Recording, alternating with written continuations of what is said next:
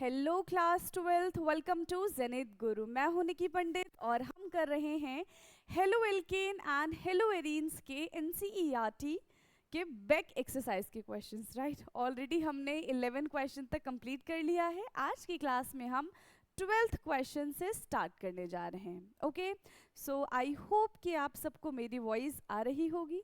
Let's start today's class. So आज की class का हमारा पहला क्वेश्चन है, explain why the dipole movement of chlorobenzene is lower than the cyclohexanyl chloride. ठीक है, डाइपोल मूवमेंट क्लोरोबेंजीन का कम क्यों होता है साइक्लोहेक्सेनाइल क्लोराइड से, यही है। चलिए, सबसे पहले तो हम इन दोनों का स्ट्रक्चर बना लेते हैं कि साइक्लोहेक्सेन दिखेगा कैसे। कैसे दिखता है साइक्लोहेक्सेन? ये बन गया बेंजीन, ये बन गया chlorine. This is chlorobenzene and cyclohexanyl chloride बनेगा हमारा दिस एंड दिस।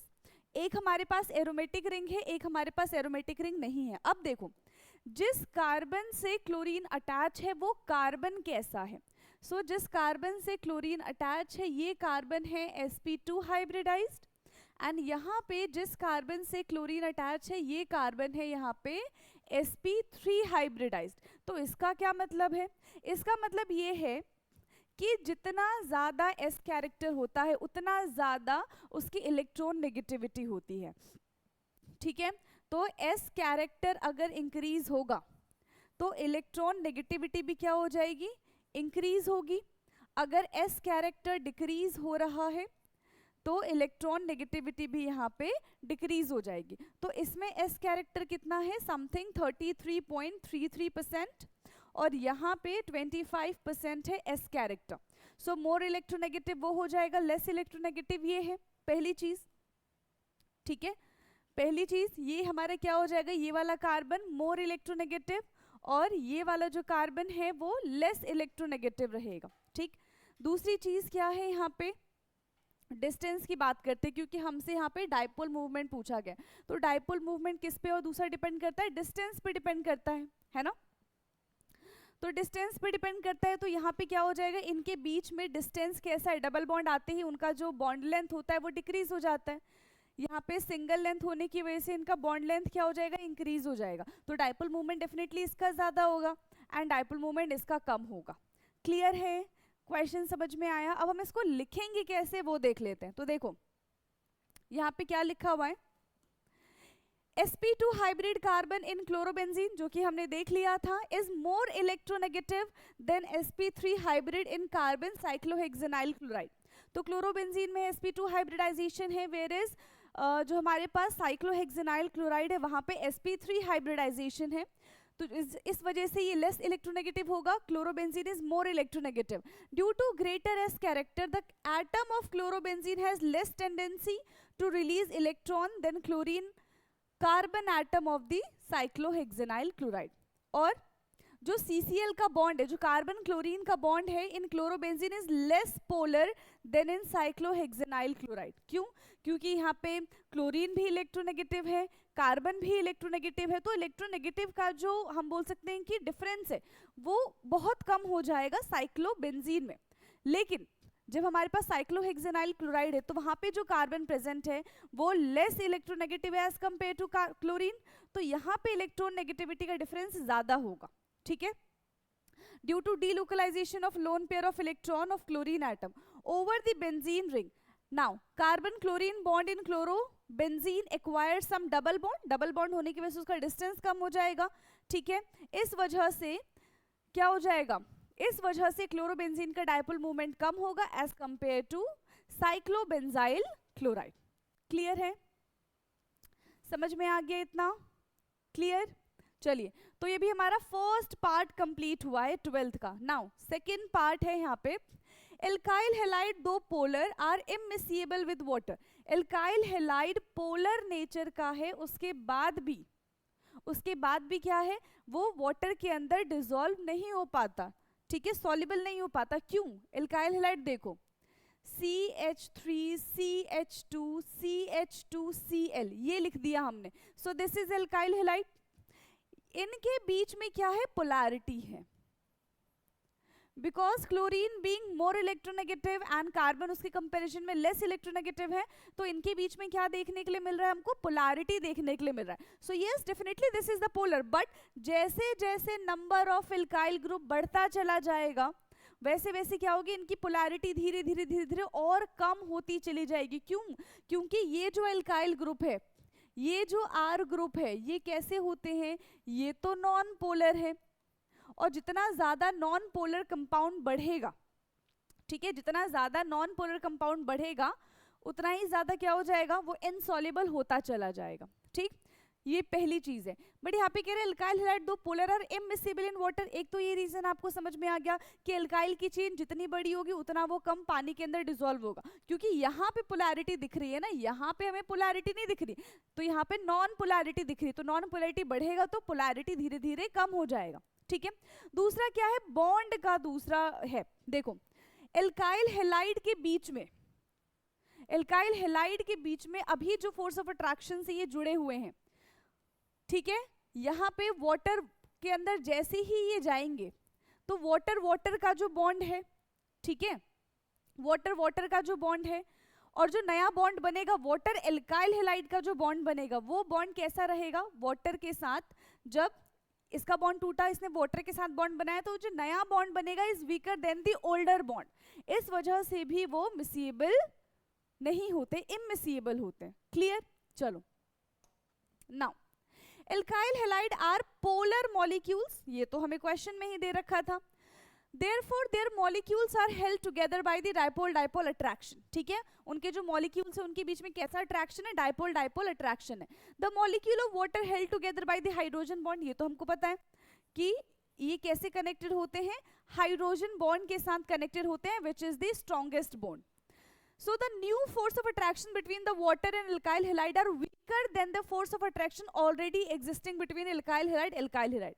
ठीक है, एल्काइल हैलाइड और एल्काइल हैलाइड के बीच में जो पहले से बॉन्ड बना हुआ है वो बॉन्ड ज्यादा स्ट्रांग होगा एज कंपेयर टू वाटर और एल्काइल हैलाइड के बीच में जो बॉन्ड बनेगा. तो जब बॉन्ड ही स्ट्रांग नहीं है तो वो मिसिबल कहां से हो जाएगा, ठीक है, बॉन्ड ही नहीं बना पा रहा है वो. And water water molecule, therefore alkyl halide are immiscible in water. इस वजह से जो एल्काइल हैलाइड होते हैं वो कैसे होते हैं, इमिसिबल होते हैं, वाटर के अंदर डिसॉल्व नहीं हो पाते. डन. नाउ इसका third part, Grignard reagent should be prepared under anhydrous condition.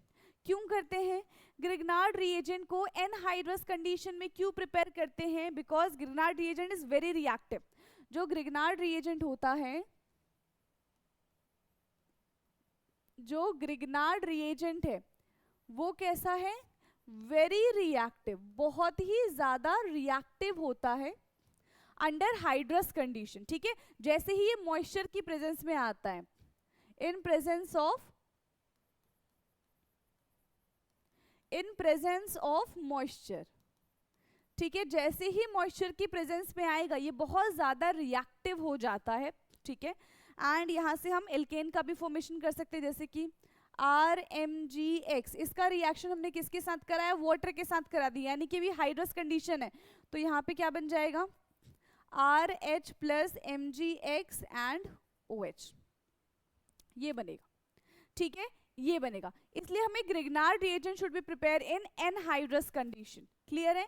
इस वजह से ग्रिग्नार्ड रिएजेंट को हम कैसे प्रिपेयर करते हैं, एनहाइड्रस कंडीशन में प्रिपेयर करते हैं. So Grignard reagent are very reactive, they react with moisture present in the apparatus to form alkane. ठीक है, मॉइस्चर के साथ रिएक्ट करके ये क्या कर देंगे, एल्केन का फॉर्मेशन कर देंगे.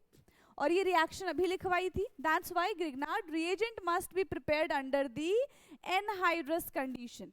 क्लियर? इस वजह से ग्रिग्नार्ड रिएजेंट को हमें कैसे प्रिपेयर करना चाहिए, एनहाइड्रस कंडीशन में प्रिपेयर करना चाहिए. राइट?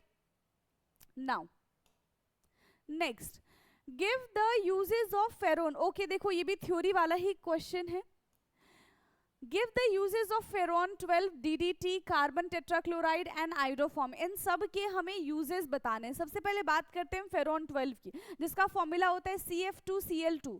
इसका नाम क्या है, CF2Cl2.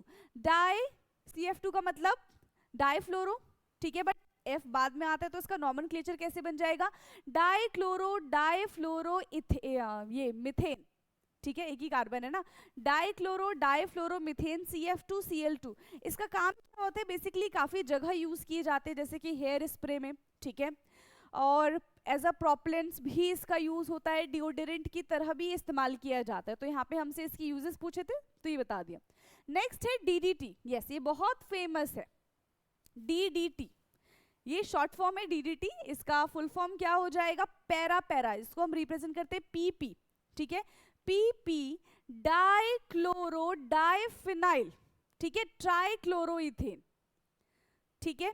तो बुक में इसका स्ट्रक्चर भी दिया गया, बेसिकली हमसे सिर्फ यहाँ पे यूजेस पूछा है तो हम इसके यूजेस को ही डिस्कस करेंगे, ठीक है। DDT का बेसिकली अभी हम इस्तेमाल नहीं करते हैं, ये बहुत ही ज़्यादा हार्मफुल होता है, इस वजह से इसको US की कंट्री ने बैन भी कर दिया था।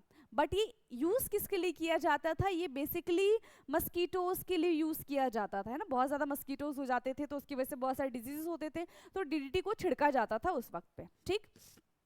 बट ये हेल्थ हैजार्डस होने की वजह से बैन हो गया था। उसके बाद है कार्बन टेट्राक्लोराइड, ठीक है, इसके बाद क्या है, कार्बन टेट्राक्लोराइड, तो इसका फॉर्मूला क्या होगा, CCl4, carbon tetrachloride is CCl4। Basically ये क्या है, एक क्लींजिंग फ्लूइड है, ठीक है, क्लीन करने का काम आता है, इवन ये फायर एक्सटिंग्विशर्स में भी यूज किया जाता है घरों में, समझे, एंड सॉल्वेंट की तरह यूज किया जाता है, इससे काफी सारे केमिकल सिंथेसाइज होते हैं। नेक्स्ट है हमारा आइडोफॉर्म, ओके, सो आइडोफॉर्म बेसिकली एक आयोडीन टिंक्चर है जिसको बहुत पहले यूज किया जाता था, जब ये हमें चोट लग जाती थी, है ना, ब्लड आ रहा है तो उसको क्लीन करके हमने ये आइडोफॉर्म लगा दिया, इसका फॉर्मूला था CHI3। बट इसको भी अब इस्तेमाल नहीं किया जाता, क्यों, क्योंकि इसका बहुत बैड ओडर है, ठीक है, बहुत गंदी स्मेल आती थी इसकी, इस वजह से। अब इसको लिख लेते हैं, ठीक है, कुछ पॉइंट्स हमको मेंशन करने पड़ेंगे। तो यहाँ पे देखो सारे के सारे पॉइंट्स है, सबसे पहले फेरॉन 12, तो स्टैंड्स फॉर Cl2F2, इसका फुल फॉर्म मैंने बता दिया अभी आपको, is most common freon in industrial use like aerosol, propellants, refrigeration and AC purpose, ठीक है, डिओड्रेंट में यूज किया जाता है, आप ये भी लिख सकते हो, अभी मैंने बताया था हेयर स्प्रे में इसका इस्तेमाल किया जाता है। नाउ DDT, तो डाइक्लोरो डाइफिनाइल ट्राइक्लोरोइथेन, ये इसका फुल फॉर्म है, ठीक है, PP dichloro diphenyl trichloroethane, and the most commonly used insecticides is DDT, बहुत ज्यादा इस्तेमाल किया जाता था ये DDT। It has a various harmful effect due to which it was banned in US in 1973, ठीक है, इस वजह से इसको क्या कर दिया था, बैन कर दिया था, and it was very effective against the mosquito and lice. Clear, समझ में आया। नाउ नेक्स्ट हमारा क्या बचा था, CCl4, okay, carbon tetrachloride CCl4, so refrigerant and propellants में इसका यूज किया जाता है for aerosol cans and manufactured using CCl4। Chlorofluorocarbons and the other chemicals are synthesized, chlorofluorocarbon यानी कि CFC gas is very dangerous, ये क्या करती है, हमारे ओजोन लेयर को डिप्लीट करने का काम करती है ना, हम देख रहे हैं ना कि दिन पर दिन हम बहुत ज़्यादा एक्सेसिव यूज़ कर रहे हैं फ्रिज का, AC का, तो इसमें से ये इस टाइप की गैस प्रोड्यूस होती है और वो जाएगी कहाँ, हमारे एटमॉस्फेयर में जाएगी और ओजोन लेयर को डिप्लीट करेगी, ठीक है। Used as an solvent in manufacture of the pharmaceutical products, ठीक है, तो ये फार्मास्यूटिकल इंडस्ट्रीज में काम यूज किया जाता है एज अ केमिकल। फिर इसके बाद बात करते हैं हम आइडोफॉर्म की। Next is iodoform. So iodoform was used earlier as a antiseptic, but now it has been replaced by other formulation containing iodine due to its objectionable smell। अब iodoform की जगह हम कोई दूसरा चीज यूज करते हैं जिसकी स्मेल थोड़ी अच्छी हो, ठीक है, ठीक ठाक स्मेल हो। क्लियर है, समझ में आ गया। चलो, तो ये हमारा थियोरी वाला जो पोर्शन है वो होता है खत्म, 12th क्वेश्चन होता है यहाँ पे खत्म, ठीक। नाउ 12th था 13th, हाँ 13th क्वेश्चन, 12 एंड 13 दोनों। 14th क्वेश्चन की बात कर लेते हैं। Write the structure of the major organic product in each of the following reaction, ठीक है, सिर्फ और सिर्फ हमें मेजर प्रोडक्ट के बारे में यहाँ पे बताना है। तो सबसे पहला है CH3 CH2 CH2Cl plus NaI, किसकी प्रेजेंस में ये रिएक्शन हो रहा है, ये रिएक्शन किया जा रहा है एसीटोन की प्रेजेंस में इसको हीट करके, ठीक है, किसकी प्रेजेंस में, एसीटोन की प्रेजेंस में इसको हीट करेंगे तो यहाँ से जो नमक है वो बाहर आ जाएगा, ठीक है, यहाँ से जो नमक है वो बाहर आ जाएगा और क्या बनेगा, CH3 CH2 CH2I plus NaCl। ये यहाँ पे हमें प्रोडक्ट देखने के लिए मिलेगा, इसका नाम क्या है, आइडो 1 2 3 तीन ही कार्बन थे, आइडोप्रोपेन। क्या है इसका नाम, आइडोप्रोपेन। क्लियर है, ओके ओके। तो हमारा क्या बन गया, आइडोप्रोपेन बन गया। फर्स्ट कार्बन पे ही आयोडीन अटैच है तो हमने क्या लिख दिया, इसको आइडोप्रोपेन कर दिया। नाउ सेकंड है, देखो इसका स्ट्रक्चर बना लेते हैं पहले ताकि हमारे लिए आसानी हो। Carbon CH3 CH3 CH3 Br plus KOH in presence of ethanol. Ethanol को हम क्या कर रहे हैं, यहाँ पे हीट कर रहे हैं, ठीक है, इथेनॉल को हम क्या कर रहे हैं, यहाँ पे हीट कर रहे हैं। तो क्या बनेगा, यहाँ पे क्या हो जाएगा, डीहाइड्रोहेलोजिनेशन। क्या बनेगा, यहाँ से क्या हो जाएगा, डीहाइड्रोहेलोजिनेशन। अब इसका मतलब क्या होता है, डीहाइड्रोहेलोजिनेशन का मतलब है कि अल्फा से जाएगा हेलोजन और बीटा से जाएगा हाइड्रोजन, दैट इज डीहाइड्रोहेलोजिनेशन। ये हमने चैप्टर में भी पढ़ा था। अब देखो ये वाला जो कार्बन है, this carbon is alpha carbon, है ना, ये वाला जो कार्बन है ये कैसा कार्बन है, अल्फा कार्बन है। अब इसके साथ जितने भी कार्बन जुड़े हुए हैं वो कैसे कार्बन होंगे, बीटा कार्बन होंगे। यस और नो, कैसे कार्बन होंगे, सारे के सारे बीटा कार्बन होंगे। क्लियर है कि नहीं है, ठीक है, सारे के सारे बीटा कार्बन होंगे इस तरीके से। तो यहाँ पे अगर कार्बन से ब्रोमीन जाता है, ठीक है, अगर इस कार्बन से ब्रोमीन जाता है तो कहीं ना कहीं बीटा से क्या चला जाएगा, हाइड्रोजन को जाना चाहिए, ठीक है, और यहाँ पे डबल बॉन्ड का फॉर्मेशन होता हुआ हमें नजर आना चाहिए। ठीक, देखो कार्बन की लॉन्गेस्ट चेन मान ले, सबसे पहले हम कौन सी लॉन्गेस्ट चेन होगी कार्बन की, कार्बन की लॉन्गेस्ट चेन हमें ये दिख रही है, ठीक है, कार्बन की लॉन्गेस्ट चेन हमें ये दिख रही है। अगर कंफ्यूजन ना हो, ठीक है, अगर कंफ्यूजन ना हो, छोड़ो ऐसी बना लेते हैं, छोड़ो छोड़ो। अब देखो यहाँ पे क्या बनेगा, यहाँ पे मेजर प्रोडक्ट डबल बॉन्ड बनेगा, ये हमको पता चल गया क्योंकि मैंने डिहाइड्रोहेलोजिनेशन के बारे में आपको बता दिया।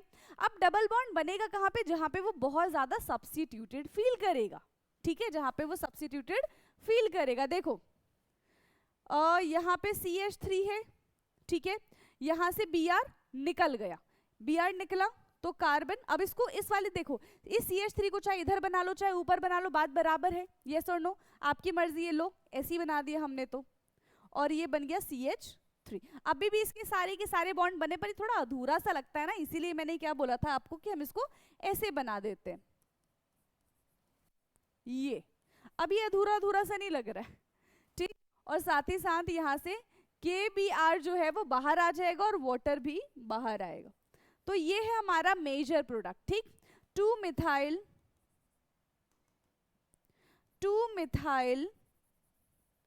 प्रोपीन। क्या बन गया ये, 2-मिथाइल प्रोपीन। समझ में आ गया। नेक्स्ट क्वेश्चन की तरफ चले अब हम, थर्ड पार्ट। ओके, सो CH3 CH इसके साथ अटैच है ब्रोमीन, CH2 CH3, ये है अभी हमारे पास स्ट्रक्चर, राइट। इसका रिएक्शन हम करा रहे हैं NaOH के साथ इन प्रेजेंस ऑफ वाटर। इसका रिएक्शन हमने कराया NaOH के साथ इन प्रेजेंस ऑफ वाटर, तो क्या बनेगा, यहाँ पे क्या होगा, वाटर के साथ रिएक्शन कराने से, वाटर के साथ रिएक्शन कराने से क्या होगा, देखो नेगेटिव पॉजिटिव, ठीक है, और यहां से इनका बॉन्ड टूटेगा, ये NaOH बनेगा, और जहां से न्यूक्लियोफाइल निकला है, जहां से वो ब्रोमीन निकला है वहीं पे जाके OH अटैक कर देगा, ठीक। तो ये बन गया हमारा CH3 CHOH CH2 CH3, साथ ही साथ हमें यहाँ पे NaBr भी देखने के लिए मिला, ठीक है, साथ ही साथ हमें यहाँ पे NaBr भी देखने के लिए मिला। अब इसका नाम क्या हो जाएगा, इसका नाम है ब्यूट, ठीक है, ब्यूटेन 2-ol, क्या बन गया ये, butane 2-ol।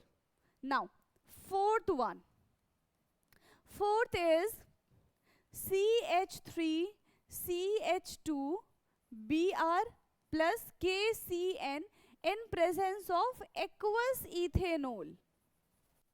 Okay, reagent is very important, reagent का हमें खास ध्यान देना होता है, ठीक है।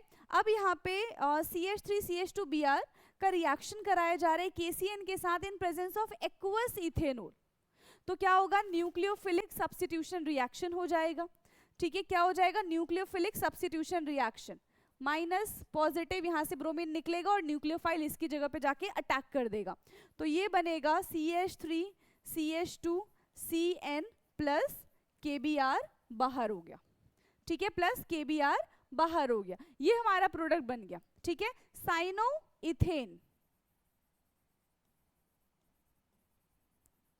क्या बन गया ये, cyano ethane. Next question, so next है फिफ्थ, C6H5ONA, यानी कि यहाँ पे बेंजीन रिंग आ गया, यस, सोडियम फिनॉक्साइड है ये, ONA, ये है सोडियम फिनॉक्साइड, इसका रिएक्शन हमने कराया है C2H5Cl के साथ, किसके साथ करा दिया, C2H5Cl के साथ करा दिया, तो देखो क्या बनेगा ये, किस तरीके से यहाँ पे इसका रिएक्शन होगा, this is Williamson synthesis reaction, name reaction है, ठीक है, यहाँ पे क्या हो जाएगा, विलियमसन सिंथेसिस रिएक्शन। अब विलियमसन सिंथेसिस रिएक्शन में होता क्या है, कुछ भी नहीं, ईथर का फॉर्मेशन होगा, ठीक है, किसका फॉर्मेशन हो जाएगा, ईथर का फॉर्मेशन हो जाएगा। बनाओ, बेंजीन तो था ही पहले से हमारे पास O, यहाँ पे है C2H5 बन गया, ठीक है, बेंजीन के साथ O C2H5 ROR, क्या बन गया ये, ROR, तो दिस इज ईथर, क्या है ये, ईथर है, ठीक। नेक्स्ट सिक्स्थ वाला, सो सिक्स्थ है CH3CH2CH2OH plus SOCl2, okay, thionyl chloride के साथ इसका हमने रिएक्शन कराया। सो बेसिकली ये तो देखो हमने क्लास में भी रिएक्शन किया है, प्रिपरेशन जब हम कर रहे थे, ठीक है, एल्कोहल के साथ हमने इसका रिएक्शन किया था, yes, to form alkyl halide, preparation of alkyl halide from alcohol. तो यहाँ पे क्या होता है, क्या क्या प्रोडक्ट मिलेगा, एक हमको देखो क्लोरीन आके उसके साथ अटैच हो जाएगा, ये तो फिक्स है, CH3CH2CH2Cl तो बनेगा, साथ ही साथ एक हमें SO2 देखने के लिए मिलेगा, है ना, और एक हमें HCl गैस देखने के लिए मिलेगा, और ये दोनों लिबरेट हो जाएंगे और यहाँ से हमें प्योर एल्काइल हैलाइड मिलता था, यस और नो, यहाँ से हमें प्योर एल्काइल हैलाइड मिलता था, ठीक, दिस इज सिक्स्थ, ठीक है, ये हमारा क्या है, सिक्स्थ है। Now seventh, seventh is CH3CH2CH double bond this HBr peroxide, okay, peroxide की प्रेजेंस में कौन सा रिएक्शन होता है, सो परऑक्साइड की प्रेजेंस में हम करते थे एंटी मार्कोनिक रूल, है ना, परऑक्साइड की प्रेजेंस में होता था anti Markovnikov rule, CH3CH2CH double bond CH2 plus HBr in presence of peroxide, तो होगा क्या, डबल बॉन्ड ब्रेक होगा, यहाँ पे डबल बॉन्ड ब्रेक होगा, यहाँ पे जो नेगेटिव पार्ट है वो लेस नंबर ऑफ हाइड्रोजन के पास जाएगी and hydrogen will move towards the more number of hydrogen, yes और नो, उल्टा कर दिया क्या, यस, परऑक्साइड है ना, ये इसके पास जाएगा, ये इसके पास जाएगा, ठीक है। अब यहाँ पे क्या बन गया, CH3CH2CH2Br, यस, ये हमारा प्रोडक्ट बनेगा, ठीक है, ब्रोमो ब्यूटेन, क्या हो जाएगा ये, bromo butane, this is bromo butane. Next eighth one, eighth है CH3CH double bond C, CH3 and CH3, ये स्ट्रक्चर है इसका। देखो जैसा जैसा हमसे क्वेश्चन में दिया गया ना, हमें सिर्फ वैसा वैसा ही बनाना है, ठीक है। ये बन गया, इसका रिएक्शन कर दो HBr के साथ। देखो देख रहे हो बिल्कुल सेम रिएक्शन है जैसा ऊपर वाला था, बस इसमें पर ऑक्साइड मेंशन किया, इसमें कुछ भी मेंशन नहीं किया। तो जब इसमें कुछ भी मेंशन नहीं करेंगे दैट मींस ये मार्कोनिक रूल को फॉलो करेगा। किसको फॉलो करेगा? मार्कोनिक रूल को फॉलो करेगा, और ये हो जाएगा हमारा एंटी मार्कोनिक रूल, ठीक है। ये क्या हो जाएगा? हमारा एंटी मार्कोनिक रूल हो जाएगा। तो बॉन्ड ब्रेक हुआ, नेगेटिव पॉजिटिव, नेगेटिव जाएगा लेस नंबर ऑफ हाइड्रोजन पे, पॉजिटिव जाएगा मोर नंबर ऑफ हाइड्रोजन पे। So the product will be, क्या बनेगा? CH3CHCBr, है ना, डबल बॉन्ड टूटा, लेस नंबर पे गया, CH2 CH3 एंड CH3, ये बनेगा, ठीक है। This is the final product. क्या इसका नॉमेनक्लेचर है? 2 bromo 2 methyl, 2 bromo 2 methyl, 2 bromo 2 methyl 1 2 3 4, it's butane. 2 bromo 2 methyl butane, clear है? 2 ब्रोमो 2 मिथाइल ब्यूटेन, डन। चलो next question, 14th question done. Now 15th question, right the mechanism of the following reaction, ठीक है। हमें इसका mechanism करना है। NBuBr मतलब क्या है? ये ब्रोमोब्यूटेन है, Bu का मतलब यहाँ पे क्या है? ब्यूटेन है, ठीक है। सो जब, और N represent for the longest chain, CH3 CH2 CH2 CH2 Br plus इसका रिएक्शन हमने कराया KCN के साथ इन प्रेजेंस ऑफ इथेनॉल, ठीक है, एल्कोहल के साथ कराया एंड वाटर लिया, ठीक है। यहाँ पे ET क्या है? यहाँ पे इथेनॉल है, इट्स रिप्रेजेंट इथेनॉल। तो क्या होगा? न्यूक्लियोफिलिक रिएक्शन होगा, यस। यहाँ पे न्यूक्लियोफिलिक सब्स्टिट्यूशन रिएक्शन होगा, डबल बॉन्ड का फॉर्मेशन नहीं होगा। किसका फॉर्मेशन होगा? न्यूक्लियोफिलिक सब्स्टिट्यूशन का फॉर्मेशन हो जाएगा। तो KBr बाहर आ गया और ये बन जाएगा CH3 CH2 CH2 CH2 and CN, clear. ये हमारा फाइनल प्रोडक्ट है N-ब्यूटाइल साइनाइड। क्या बन गया ये? N-butyl cyanide, N-butyl and CN stands for cyanide, N-butyl cyanide, done, clear है? ओके अगर मैकेनिज्म देख रहे हैं तो कुछ खास मैकेनिज्म इसका है नहीं, फिर भी हम डिस्कस कर लेते हैं। CH3 CH2 CH2 CH2 Br plus KCN, तो बॉन्ड टूटा, पार्शियली नेगेटिव पार्शियली पॉजिटिव। यहाँ पे बॉन्ड टूटेगा, ब्रोमीन बीइंग मोर इलेक्ट्रोनेगेटिव, इसके ऊपर नेगेटिव चार्ज आ जाएगा, इसके ऊपर पॉजिटिव चार्ज आ जाएगा। अब पॉजिटिव नेगेटिव को अट्रैक्ट करेगा, नेगेटिव पॉजिटिव को अट्रैक्ट करेगा, बस यहाँ से बन गया KBr का बॉन्ड, और वहां पे ब्रोमीन की जगह साइनाइड आके लग गया, तो इसको हम क्या बोलते हैं? न्यूक्लियोफिलिक सब्स्टिट्यूशन रिएक्शन बोलेंगे, क्लियर है? क्या बोलेंगे इसको हम? Nucleophilic substitution reaction. फटाफट से नोट डाउन करिए। अब हमारा नेक्स्ट क्वेश्चन है, क्या है हमारा next question? Question number 16, okay.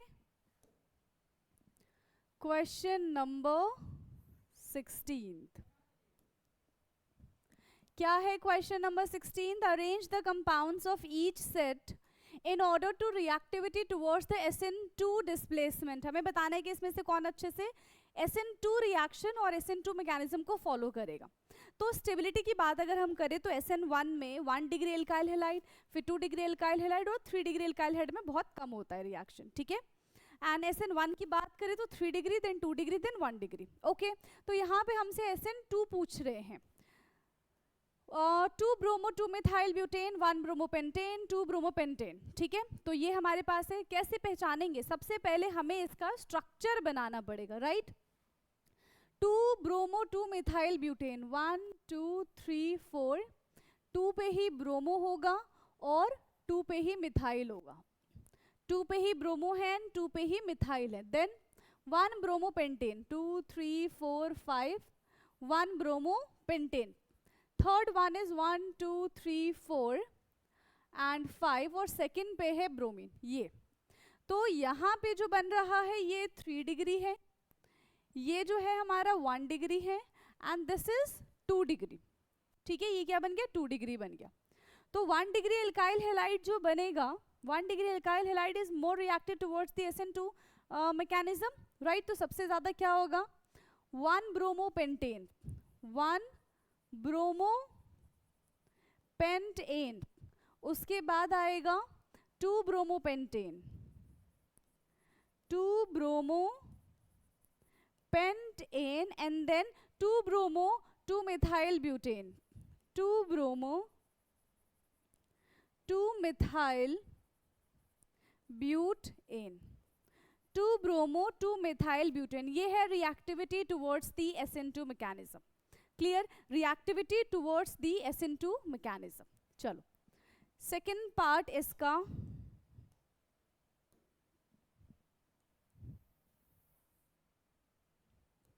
This 1 bromo 3 methyl butane, इसका स्ट्रक्चर बना लेते हैं सबसे पहले हम.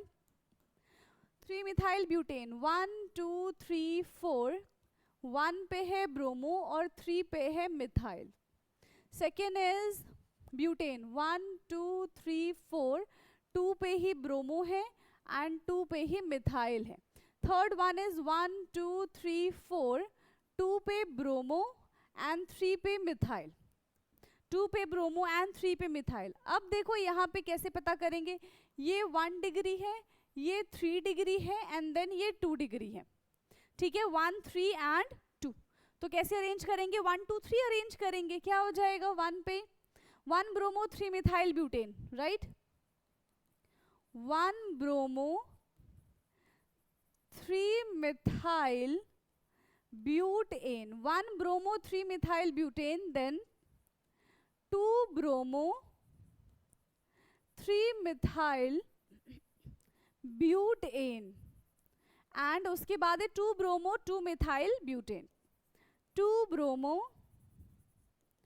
2 methyl butane, 2 bromo 2 methyl butane. Clear.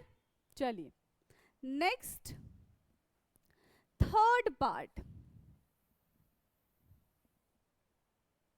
Okay, so इसका थर्ड पार्ट है, सेम ही कहानी है, इसमें भी हमको वही बता रहे हैं. तो सबसे पहले क्या कर ले, हमारा क्या काम है, इसका स्ट्रक्चर बनाना, राइट. क्या काम है हमको, इसका स्ट्रक्चर बनाना. चलो इसमें 4 है. ओके, 1 ब्रोमो ब्यूटेन यानी कि CH3 CH2 CH2 CH2Br, 1 bromo butane.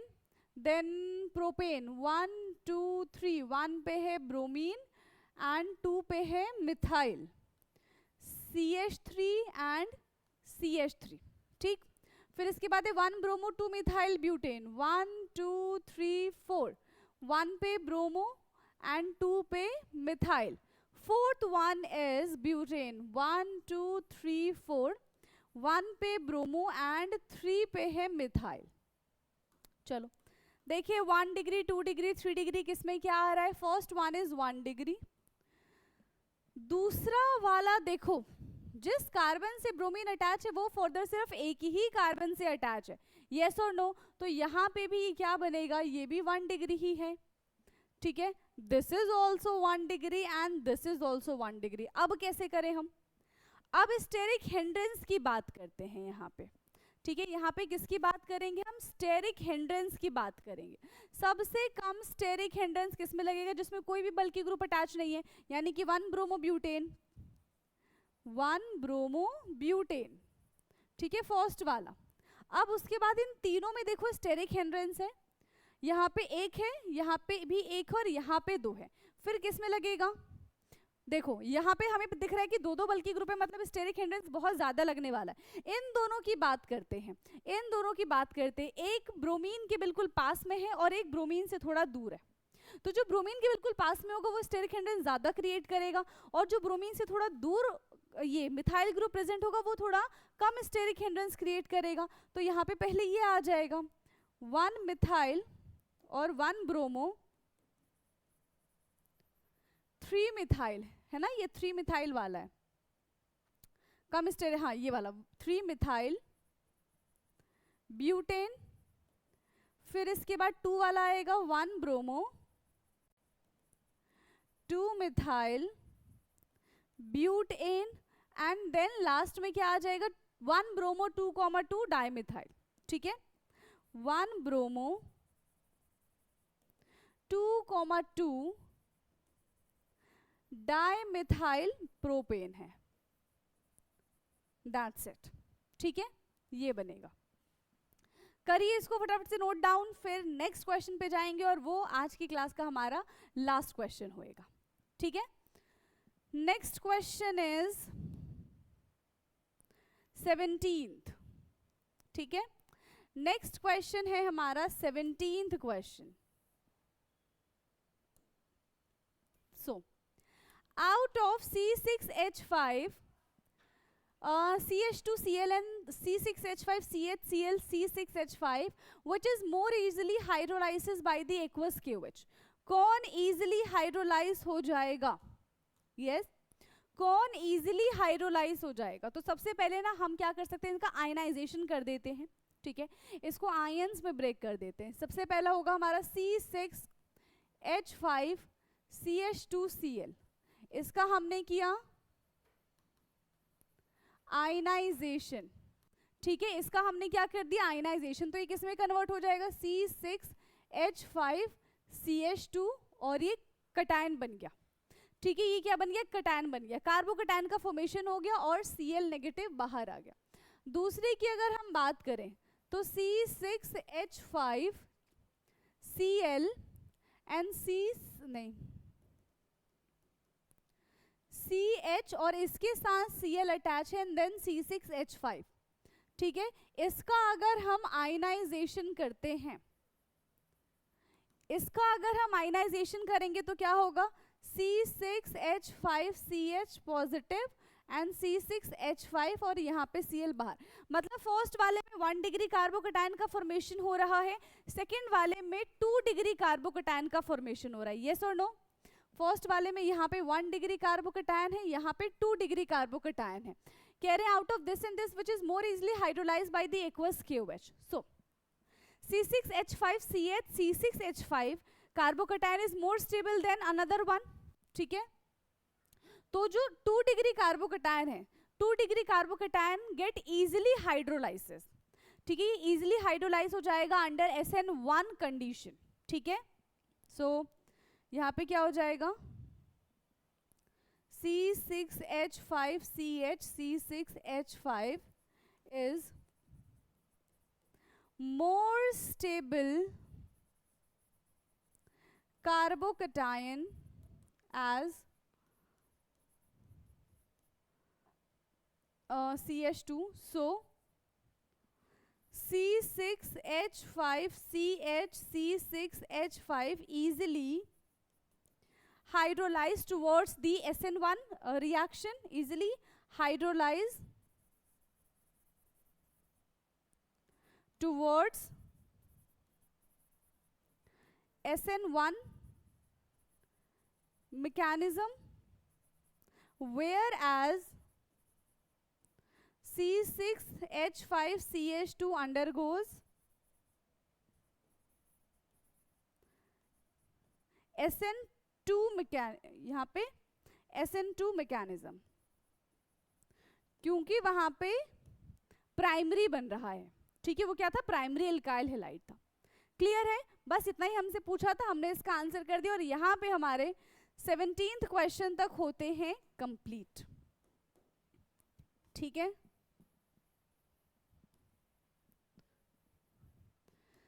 बाकी के बचे हुए क्वेश्चन हम नेक्स्ट क्लास में करेंगे और नेक्स्ट क्लास में हमारे सारे के सारे बेक एक्सरसाइज के क्वेश्चन हो जाएंगे फिनिश।